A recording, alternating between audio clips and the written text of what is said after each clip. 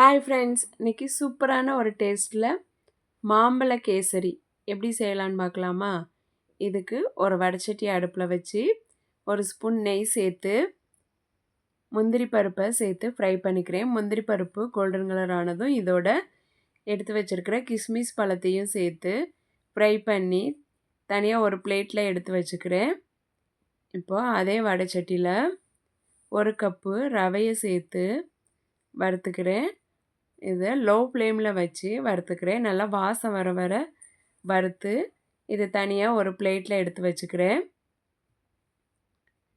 ஒரு cup ரவைக்கு 3 cup அளவு தண்ணி சேர்த்துக்கிறேன். ஒரு 2 ஏலக்காயும் சேர்த்து தண்ணி நல்லா கொதிக்க விடணும். இந்த கேப்பில் மாம்பழத்தில் தோலெல்லாம் ரிமூவ் பண்ணிவிட்டு ஃப்ளஷை மட்டும் எடுத்து நல்லா ஃபைன் பேஸ்ட்டாக அரைச்சி எடுத்துக்கிறேன்.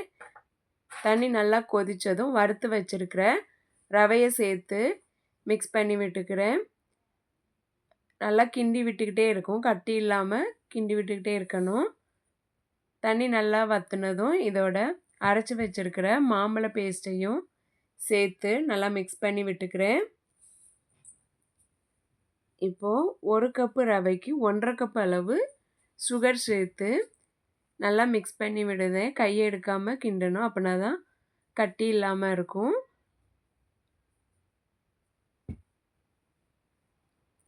ரவை நல்லா மிக்ஸ் பண்ணி விட்டுக்கிட்டே இருக்கணும். கேசரி நல்லா கெட்டியானதும் இதோட வறுத்து வச்சுருக்கிற முந்திரி கிஸ்மிஸ் பழத்தை சேர்த்து மிக்ஸ் பண்ணி விட்டு இறக்குனா சூப்பரான மாம்பழ கேசரி ரெடி. நீங்களும் செஞ்சு பாருங்கள். தேங்க்யூ.